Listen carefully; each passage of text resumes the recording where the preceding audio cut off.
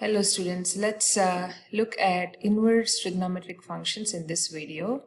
We are mainly looking at sine inverse, cos inverse and tan inverse. So in sine inverse, we are looking at first and fourth quadrants and even in tan inverse. Whereas in cosine inverse, we are looking at the first and the second quadrants. So I'll tell you a little bit what I really mean by that. So we'll look at some examples and then it'll be much easier. So I'll scroll down. I brought in the unit circle here. I would like you to have the unit circle that you have done previously. It's really handy and we must use this because most of our questions are based on the unit circle and their values. So if you actually see what is an inverse function, what does it actually mean? So if you have let's say sine theta is 1, then we would ask the question, which angle measure gives the sine ratio, the value of sine ratio to be 1, okay? So, or in other words, sine of what is 1. So you would look at the unit circle for that answer. You will see that, and you also know that the y coordinate is sine and x coordinate is cosine in the unit circle. So we would look at the one here and we would immediately answer that is at 90 degrees. So sine of 90 degrees is 1. So we could have actually written this as theta, or the angle, the unknown angle, is inverse of sine of 1. So what is theta, right? So that is the idea here. So if you see the first question here, right? So we have here sine inverse of square root of 2 over 2. So looking at the unit circle, we have to find where is root 2 over 2, and that to a positive one. And we have to focus on the first and the fourth quadrants only. Remember that. So as I have told in the beginning of the video. So this is square root of 2 over 2. So it is right here. And there is another square root of 2 over 2 down here, but it has a negative because this is in the fourth quadrant, right? And the fourth quadrant y value is negative. So we cannot take this value. We must take the one in the first quadrant, and the angle measured there where we have sine as square root of 2 over 2 is 45 degrees. So the answer here would be 45 degrees, and the math excel prefers you to use the radians. So it is pi over 4. So that's how you will look into this. So we'll do sine, first sine questions, and then we'll go to the others. So if you see here, arc sine negative half. So arc is another word for sine inverse. So it's more like saying sine inverse of negative half. Now you have to look for where is negative half in the y coordinates in the first and the fourth quadrants only. So you shouldn't be considering second and third. So here you would see that at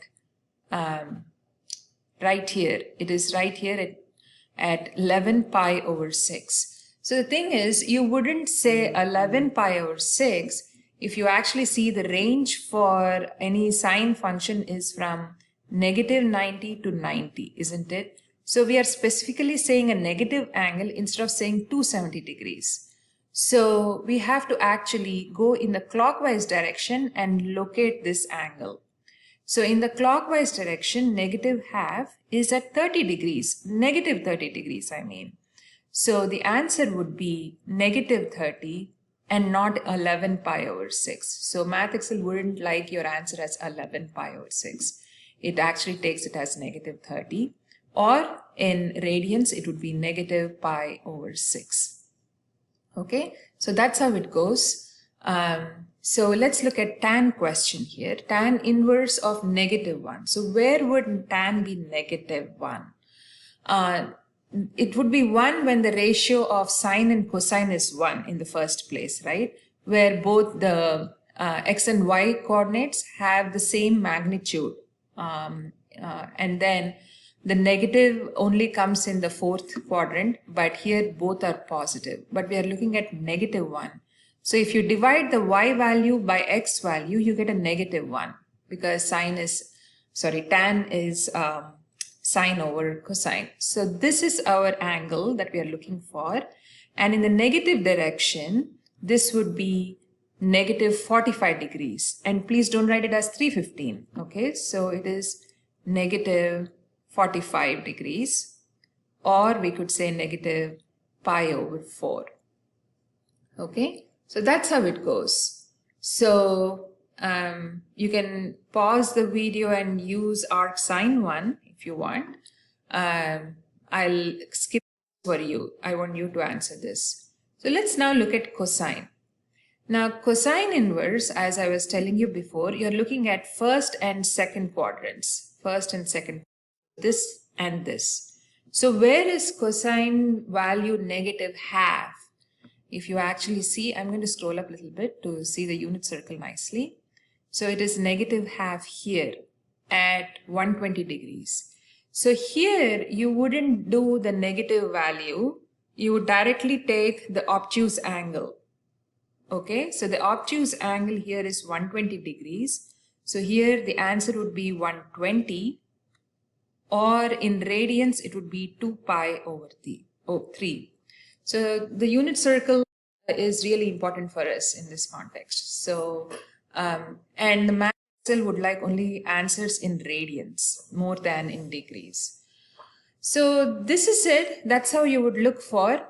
If you even scroll down, we'll see more. We'll see more arc cosine. So meaning cos inverse of -√2/2. So let's look at that. -√2/2 is right here. You have to look at the x coordinate now, right? So -√2/2 is at 135 degrees, or 3π/4. So the answer would be 135 or 3π/4.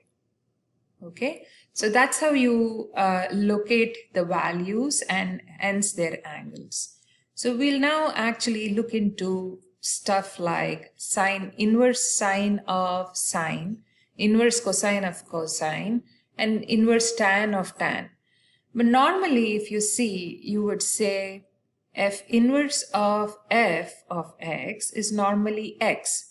So you could say, Miss Madhuri, the value here is 5π/6. So, but let's actually really explore. Is this really 5π/6? So we'll look at what is sine 5π/6 in the first place. So what is sine 5π/6 from the unit circle? 5π/6 is right here, right? So sine of that is half. Okay, so we are looking at half, and so let's write it down here. So sine inverse of half, right? Because sine 5π/6 is half. But when it comes to inverse functions, we are only looking at first and fourth quadrants. So we are not looking at the second and third quadrants where we found the value to be half. So we would go back to the first quadrant now, because that is where the sign is positive. So the angle corresponding to that is 30 degrees, which is π/6. Whereas here it is -1/2, so we wouldn't take that value at all. So we are only looking at π/6, which is the answer, or 30 degrees. So that is the actual answer and not 5π/6. Okay, so that's how you would go about with these questions. So let's look at cosine now. Cosine of 5π/4. So go to the inner core. Cosine of 5π/4. So let's look at that. 5π/4 is here. Now we are looking at cosine, which is the x value. It is here, -√2/2. So let's write that down first. cos inverse negative root 2 over 2. Okay, but for cos inverse, we are looking at first and second quadrants only. So, and specifically in the second quadrant, because the negative value of cosine is only in the second quadrant, not in the first. So if you go and look here, negative root 2 over 2 is right here at 135 degrees, which is 3 pi over 4. So that is our answer. Okay, not 5 pi over 4, but instead it is 3 pi over 4.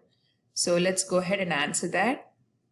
So it is 3 pi over 4 or 135 degrees. I hope you get the hang of it now. And when it comes to tan inverse, tan 2 pi over 3. So tan 2 pi over 3 is, you have to go back. Where is 2 pi over 3? It's right here. So I have to scroll it a little bit more. So 2 pi over 3 is, tan of. You have to divide the y coordinate by the x coordinate. So it's root 3 over 2 over negative half. So let's quickly write that down.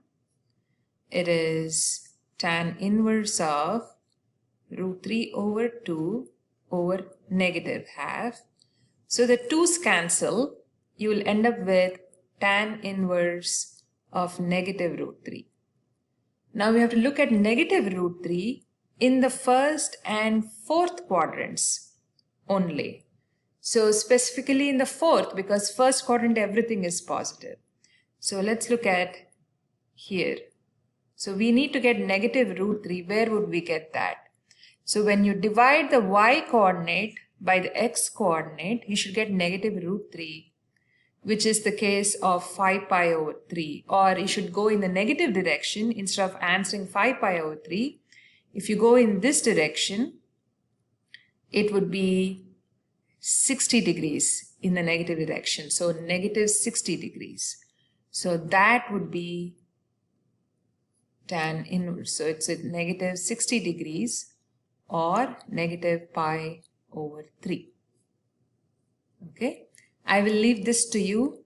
You will have the answer in the key. So you can easily answer this. Okay. So let me pause the video for a second. All right. So now looking at this question, here these are not standard values from the unit circle. We need to actually literally draw a triangle and then find the value. So here we are looking at tan inverse of half. And tan inverse, we are looking at first and fourth quadrants only, first and fourth. And in that, it is positive, so definitely it's in the first quadrant. So you would just draw a triangle first. You have to make the reference angle with the x-axis. So we don't know theta at this point, but we really don't need to know the measure. It's just that he's asking for sine, which is outside. So tan inverse half, meaning opposite over adjacent, is tan, isn't it? So this is 1 divided by 2. And so the hypotenuse will be 2 squared plus 1 squared, which is square root of 5. So once we know the measures of each side, we can figure out what is the other ratio, the outer ratio, which is sine. Sine is opposite over hypotenuse. So it is 1 over square root of 5. Because there is a radical at the bottom, we are rationalizing it. So this will be square root of 5 over 5. So that's the answer. Okay. So if you look at this quickly, this is again sine inverse and it's a negative. So you have to look at the fourth quadrant, and the negative 1 would be on the y coordinate. So this is negative 1. This is the hypotenuse. So you would look at 3 squared minus 1, which is square root of 8. So it's 2 root 2. So cosine of this angle would be adjacent over hypotenuse. So it is 2 root 2 over 3. It is positive because cosines are positive. So that's how you need to work out with different angles and measures which are not part of the unit circle. All right. I'll see you next time.